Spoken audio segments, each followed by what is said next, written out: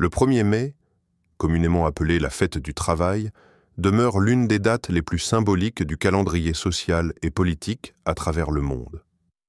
Ancrée dans l'histoire des luttes ouvrières, cette journée tire son origine des manifestations du mouvement ouvrier américain, notamment celle de Chicago en 1886, réclamant la journée de travail de 8 heures. Les répressions sanglantes qui suivirent, notamment lors de l'affaire de Haymarket, ont transformé cette date en un symbole international de résistance face à l'oppression patronale et étatique. Depuis, le 1er mai est devenu un rendez-vous annuel pour les syndicats, les travailleurs et les mouvements sociaux de défendre leurs droits, exprimer leurs revendications et dénoncer les injustices économiques et politiques. Dans de nombreuses capitales du monde, le 1er mai donne lieu à des manifestations massives. À Bruxelles, cette tradition est solidement ancrée dans le tissu social et militant. Ville cosmopolite et siège des institutions européennes, Bruxelles incarne à la fois le pouvoir politique supranational et les fractures sociales qui secouent l'Europe. En Belgique comme ailleurs, cette journée devient bien plus qu'une simple célébration du travail. Elle cristallise les tensions, les colères et les espoirs d'un peuple confronté aux inégalités croissantes, à la précarité et à une perte de confiance dans les élites. L'année 2025 n'a pas échappé à cette règle. Dans un contexte marqué par une montée inquiétante de l'extrême droite sur le continent, des lois sécuritaires controversées et des crises multiples, qu'elles soient migratoires, économiques ou climatiques, la polarisation s'est accentuée. La Belgique, pays de compromis institutionnels, mais aussi de profondes divisions linguistiques, communautaires et idéologiques, se trouve à un moment charnière. Les réformes sociales peinent à apaiser les tensions et une partie croissante de la population se sent délaissée, marginalisée, voire trahie par les mécanismes démocratiques. C'est dans ce climat tendu que la manifestation du 1er mai 2025 à Bruxelles a été organisée, cette fois-ci sous un mot d'ordre particulièrement fort, face au fascisme.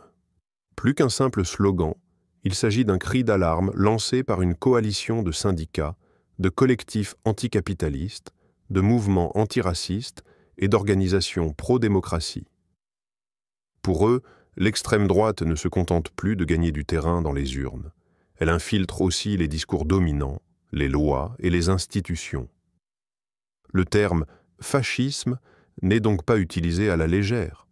Il traduit une peur réelle d'un basculement autoritaire, d'une régression des droits fondamentaux et de l'érosion des libertés publiques. Cette introduction est essentielle pour comprendre l'ampleur et la charge émotionnelle des événements qui ont secoué Bruxelles ce jour-là. Il ne s'agissait pas uniquement d'un cortège parmi d'autres, mais bien d'un front de résistance face à ce que certains considèrent comme une menace existentielle pour la démocratie. Le ton était donné, cette manifestation allait être une démonstration de force, mais aussi un cri d'alerte porté à la face du pouvoir, au nom de la justice sociale et de la dignité humaine. Déroulement de la journée du 1er mai à Bruxelles. Dès les premières heures du 1er mai 2025, l'atmosphère à Bruxelles trahissait déjà une mobilisation d'ampleur inhabituelle. Le ciel était gris, l'air lourd, et les premières sirènes de police résonnaient avant même l'arrivée des manifestants. La capitale belge s'était transformée en un véritable théâtre de tensions politiques. À travers les rues du centre-ville, des centaines de barrières de sécurité avaient été installées. Les véhicules blindés de la police fédérale positionnés à proximité de la place du Luxembourg et des hélicoptères survolaient la zone. Vers 9 heures du matin, les premiers cortèges syndicaux ont entamé leur rassemblement dans le quartier de la Gare du Nord. Le Front commun syndical, composé notamment de la FGTB, de la CSC et de la CGSLB, avait appelé à une mobilisation massive pour protester contre la précarisation du travail, l'augmentation du coût de la vie et la dégradation des services publics. Derrière les banderoles rouges et vertes, des milliers de travailleurs, fonctionnaires, enseignants, infirmiers et ouvriers défilaient dans le calme, scandant des slogans classiques comme « non à l'austérité » ou pour une sécurité sociale forte. Mais cette année, d'autres groupes sont venus renforcer le cortège traditionnel. Des militants antifascistes, des collectifs de jeunesse anticapitaliste, des groupes de soutien à la cause palestinienne, ainsi que des organisations féministes et écologistes, avaient décidé de converger vers Bruxelles. Ils arboraient des pancartes plus radicales, clamant « Stop au fascisme »,« Bruxelles debout contre l'extrême droite » ou encore « Pas de justice, pas de paix ». Certains manifestants portaient à peau des foulards noirs, d'autres des kéfiers, et la présence de drapeaux palestiniens, arc-en-ciel ou rouges, rappelait l'esprit internationaliste et pluriel de cette mobilisation. Selon les chiffres des organisateurs, la manifestation a rassemblé environ 60 000 personnes, tandis que la police en a compté autour de 40 000. Près de 2500 policiers avaient été mobilisés pour l'occasion, dont des unités anti-émeutes, des brigades à cheval et des forces d'intervention rapide. Le dispositif de sécurité était impressionnant, reflet des craintes d'un débordement inévitable. Tout au long de la matinée, l'ambiance est restée tendue mais globalement pacifique. Des chants révolutionnaires, des prises de parole et des distributions de tracts ponctuaient les arrêts du cortège. Des témoignages de manifestants recueillis sur place faisaient état d'un sentiment d'urgence et de ras-le-bol. On ne peut plus se taire. Ce qu'on voit monter, c'est une vague de haine et d'exclusion. Il faut résister maintenant, déclarait Nora, une étudiante en sciences sociales venue avec un groupe de camarades. Un autre manifestant, Ahmed, ouvrier dans le bâtiment, dénonçait la politique des riches, la chasse aux pauvres et aux immigrés, qu'il voyait s'installer insidieusement. Mais à mesure que la foule avançait vers le quartier européen, des tensions ont commencé à émerger. Des manifestants encagoulés, identifiés comme des membres de la mouvance autonome, ont lancé des slogans plus agressifs, martelant des chants contre la police ou brisant symboliquement des affiches publicitaires. Les premières échauffourées ont éclaté peu après 13h30, lorsque des projectiles ont été lancés en direction des forces de l'ordre postées rue de la Loi. Les policiers ont répliqué avec des gaz lacrymogènes et des charges dispersantes. Les manifestants, pris de panique pour certains, se sont repliés en désordre vers les rues adjacentes. Des scènes de chaos se sont rapidement propagées. Vitrines de banques brisées, poubelles incendiées, barricades improvisées. Certains manifestants tentaient de calmer la situation, appelant à la désescalade, tandis que d'autres, plus déterminés, continuaient à affronter les forces de l'ordre.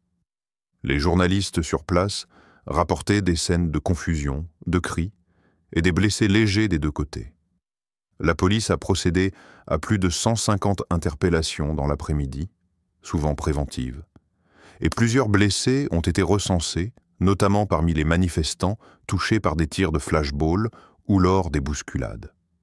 Des vidéos circulant sur les réseaux sociaux montraient des arrestations musclées, relançant aussitôt les accusations de brutalité policière. Ainsi, la journée du 1er mai, initialement prévue comme une manifestation de revendication sociale, a rapidement pris une tournure conflictuelle. Derrière les slogans et les banderoles, une profonde colère sociale s'exprimait, mais aussi un sentiment d'urgence face à ce que beaucoup considèrent comme une dérive autoritaire en Belgique et en Europe. Le mot d'ordre « face au fascisme » résonnait avec force, parfois dans les cris, parfois dans les regards, toujours dans les gestes de celles et ceux qui avaient choisi de descendre dans la rue. Escalade de la violence et intervention policière, alors que les cortèges s'approchaient du quartier européen dans l'après-midi du 1er mai, la tension accumulée depuis le matin a soudainement éclaté. Le slogan « Face au fascisme », jusque-là scandé dans un esprit de résistance, a laissé place à un climat de confrontation. Ce basculement s'est produit brutalement au croisement de la rue de la Loi et de la rue Belliard, où des groupes plus déterminés, autonomes, Black Bloc et activistes radicaux, se sont détachés du cortège principal. En quelques minutes, les rues se sont transformées en champs de bataille urbains. Des barricades ont été dressées à l'aide de vélos, de panneaux publicitaires arrachés, de grilles de chantier et de conteneurs à ordures. Des feux ont été allumés à plusieurs endroits, noircissant l'air d'épaisses colonnes de fumée. Le mobilier urbain servait de projectiles ou de protection improvisée, tandis que des manifestants masqués se lançaient dans une confrontation directe avec les forces de l'ordre. Certains brandissaient des fumigènes rouges, autres symboles de lutte, qui ont enveloppé le quartier dans une brume incandescente. La réponse policière a été rapide, massive et spectaculaire. Les unités anti-émeutes ont progressé par vagues, déployant leurs canons à eau pour disperser les attroupements, projeter les manifestants à terre ou éteindre les débuts d'incendie. Des gaz lacrymogènes ont été utilisés à grande échelle, provoquant des mouvements de panique. Plusieurs manifestants ont chuté, pris au piège dans des nasses. Des coups de matraque ont été portés, parfois sans sommation visible, y compris sur des manifestants non violents. Le son des grenades assourdissantes couvrait les slogans. Les scènes les plus marquantes ont été capturées par des photographes professionnels et amateurs. Un jeune homme, visage couvert, a été photographié debout sur une barricade en flammes, tenant une pancarte où l'on lisait « Liberté ou barbarie ». Une autre image, virale, montre une jeune femme à terre, le visage ensanglanté, secourue par des inconnus alors qu'un cordon de policiers avançait vers elle. Certaines vidéos montrent des policiers frappant à coups de matraque des manifestants déjà au sol, ce qui a déclenché une vive indignation en ligne. Le bilan de cette escalade est lourd. Plus de 80 blessés recensés, dont plusieurs en urgence relative. Des manifestants ont été touchés au visage, d'autres ont inhalé une forte dose de gaz. Près de 250 arrestations ont été opérées, certaines de manière préventive, d'autres à la suite d'actes précis de dégradation ou de violence. Plusieurs journalistes indépendants et observateurs de collectifs de défense des droits humains ont également été interpellés brièvement, suscitant des critiques sur l'entrave au travail d'information. Les réactions ont été immédiates. Du côté des ONG, la Ligue des droits humains a dénoncé une gestion sécuritaire brutale, aveugle et disproportionnée. Amnesty International a évoqué un usage systémique de la violence dans le maintien de l'ordre, remettant en question les principes de nécessité et de proportionnalité.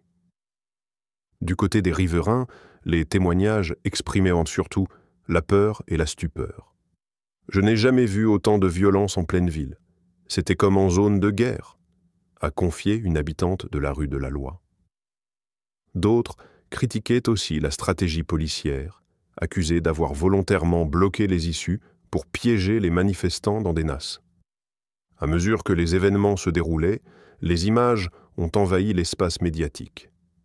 Les chaînes de télévision belges, françaises, mais aussi internationales, ont diffusé en boucle les affrontements, les flammes, les charges. Certaines images, isolées de leur contexte, ont renforcé l'idée d'une ville à feu et à sang. Les réseaux sociaux ont joué un rôle crucial dans la diffusion de ces représentations. Twitter, Instagram et TikTok ont vu affluer des vidéos prises sur le vif, parfois montées, souvent partagées massivement. Le mot dièse « Bruxelles en feu » a été en tête des tendances pendant plusieurs heures. Cette mise en scène médiatique du chaos n'a pas été neutre. Si certains y ont vu la preuve de la radicalisation des mouvements protestataires, d'autres ont dénoncé une simplification dangereuse, réduisant une mobilisation complexe à de simples émeutes. De nombreux internautes, militants ou citoyens ont partagé d'autres images, celles de cortèges calmes, de discours porteurs, de solidarité entre manifestants. Un affrontement d'images et de récits s'est engagé, révélateur de la polarisation du débat public. En somme, le 1er mai 2025 à Bruxelles s'est conclu non pas dans un esprit de fête ou de victoire sociale, mais dans un tumulte d'affrontements, de sirènes et de fumée. La journée a laissé une empreinte profonde sur les esprits, posant avec une acuité nouvelle la question du droit de manifester, des dérives sécuritaires et de la violence d'État dans une démocratie qui vacille. Analyse politique et symbolique. La manifestation et ses enjeux idéologiques. Les manifestations récentes à travers l'Europe ont, une fois de plus, mis en lumière des lignes de fracture qui traversent non seulement les sociétés locales, mais également un contexte mondial de plus en plus polarisé. Au-delà des actions de rue et des revendications immédiates, ces événements soulignent des débats idéologiques fondamentaux. Cette analyse vise à comprendre les groupes qui participent à ces manifestations, à décrypter le sens de la lutte contre le fascisme dans ce contexte, à comparer avec des mobilisations similaires en Europe et à identifier les influences géopolitiques qui exacerbent ces tensions. Les manifestants, une diversité de groupes en lutte.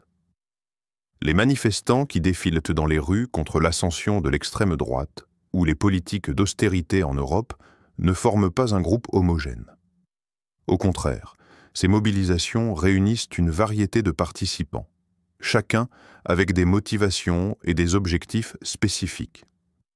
Parmi eux, on trouve principalement des groupes antifascistes qui constituent une partie significative des rassemblements.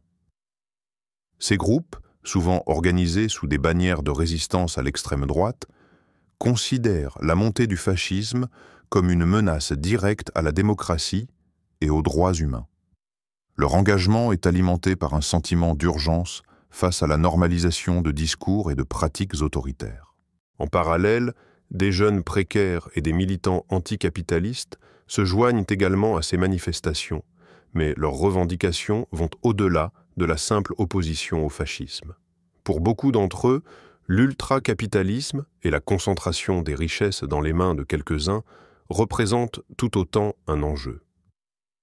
Ces manifestants sont animés par une vision qui considère les structures économiques mondiales comme intrinsèquement oppressives et inégales, favorisant l'émergence de mouvements populistes et nationalistes. Ils perçoivent l'ascension de l'extrême droite comme un symptôme des dysfonctionnements du capitalisme global. Le fascisme, une menace idéologique et symbolique. Le terme « face au fascisme », qui revient fréquemment dans les slogans et les discours des manifestants, peut sembler réducteur à première vue, mais il incarne une lutte idéologique complexe.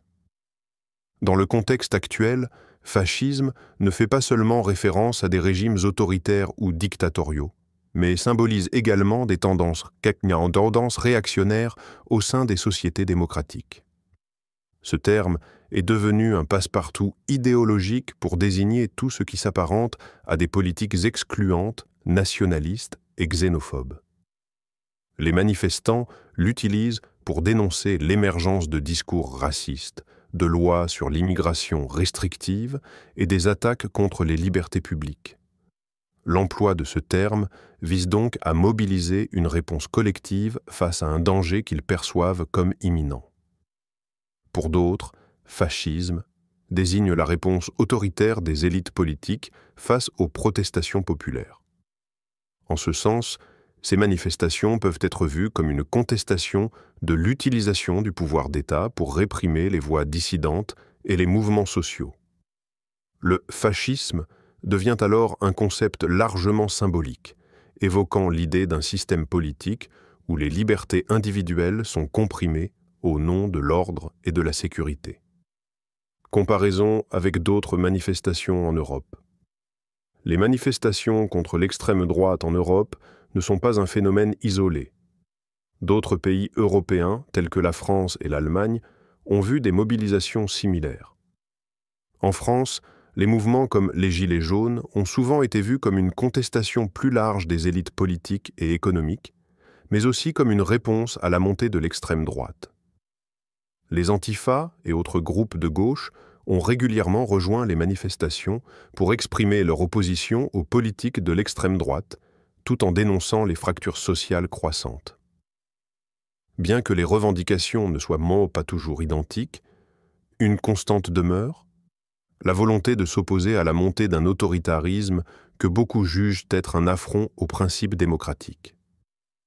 En Allemagne, la montée de partis comme l'AfD, Alternative für Deutschland, a alimenté une série de manifestations antifascistes.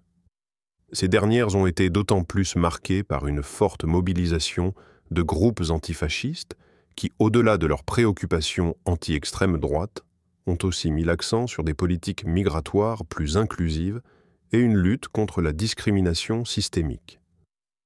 La mobilisation allemande s'est souvent distinguée par une grande homogénéité des groupes antifascistes et par la présence de partis de gauche radicale cherchant à combiner lutte contre l'extrême droite et critique du néolibéralisme. L'influence des tensions globales. Les événements mondiaux jouent un rôle déterminant dans l'intensification de ces mouvements. La guerre à Gaza a exacerbé les tensions entre différentes communautés, notamment à travers l'activation de solidarités transnationales.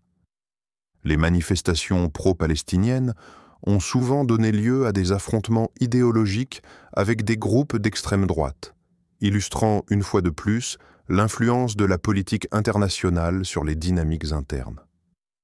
La guerre a aussi conduit à une radicalisation de certains discours sur la sécurité et la défense des frontières, des éléments souvent utilisés par l'extrême droite pour justifier des politiques répressives.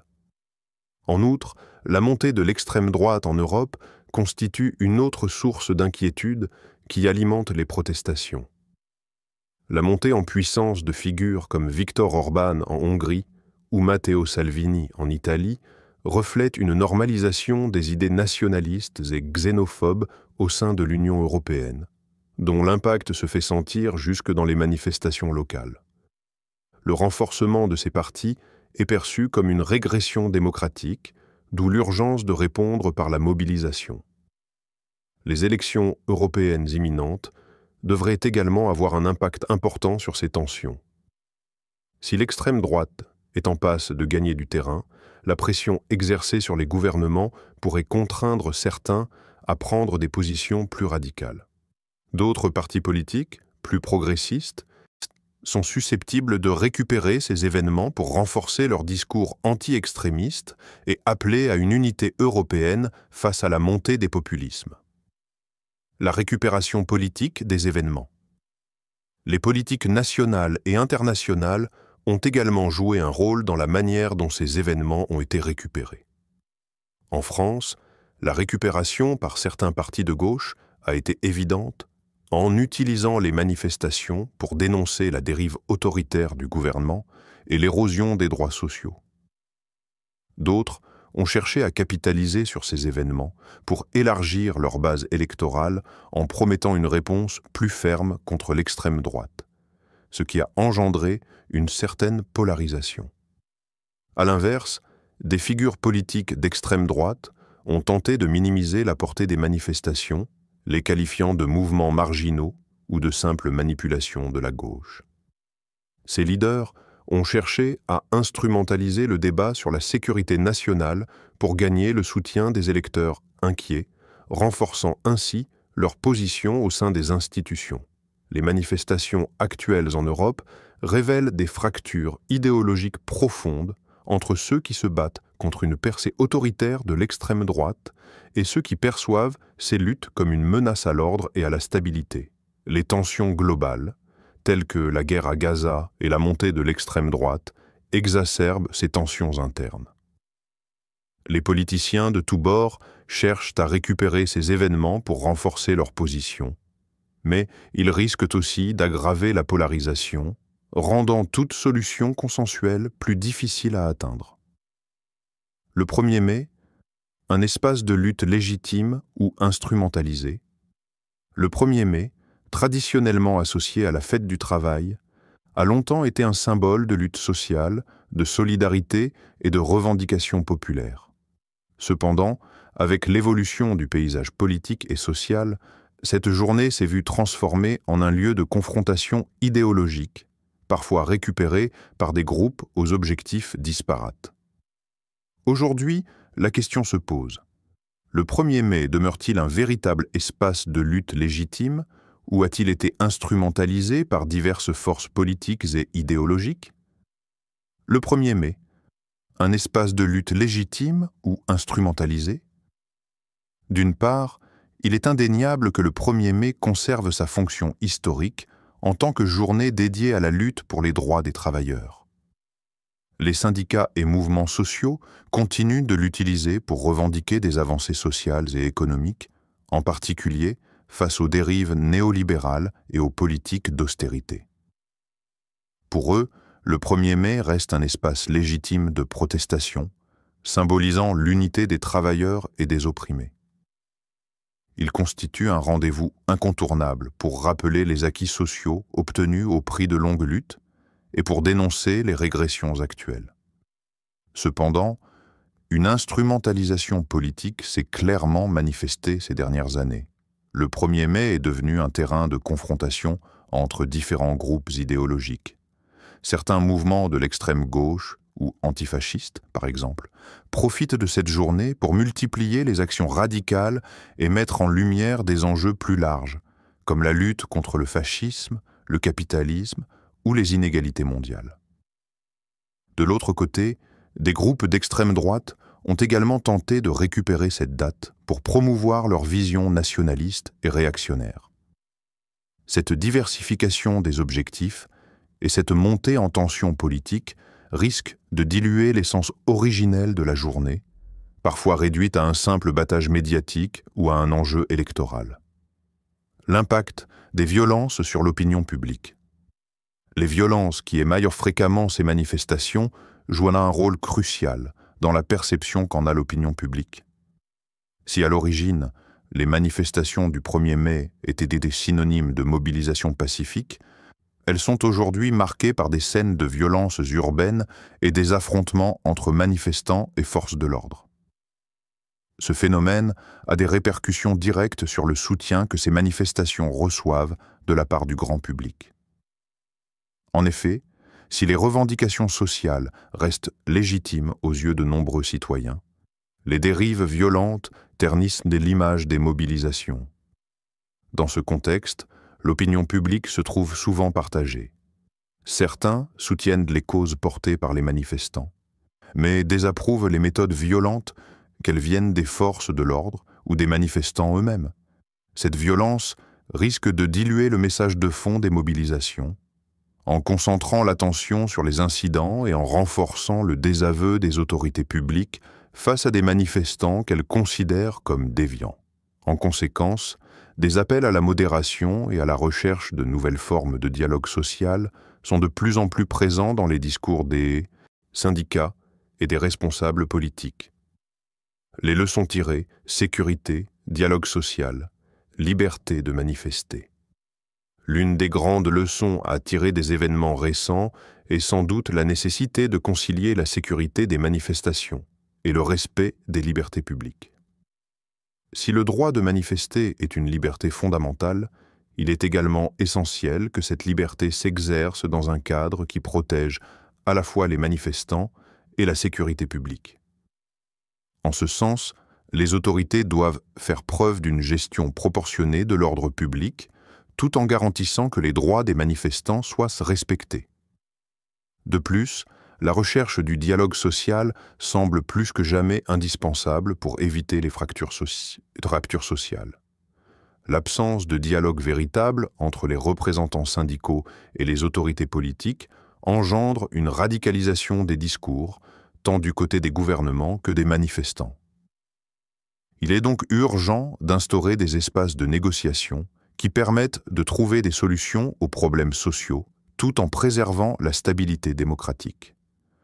Enfin, l'évolution des formes de lutte invite à repenser la manière dont les citoyens peuvent faire entendre leur voix. Les actions violentes, bien qu'elles expriment un profond mécontentement, ne font qu'amplifier le fossé entre les différentes parties prenantes. À cet égard, la liberté de manifester doit être protégée, mais les acteurs sociaux doivent être conscients des enjeux stratégiques de leur action. Prochaine échéance, élections, nouvelle mobilisation. À court terme, les élections représentent une échéance cruciale pour évaluer l'avenir des mobilisations sociales. En effet, les élections, qu'elles soient nationales ou européennes, pourrait renforcer ou affaiblir les voix protestataires.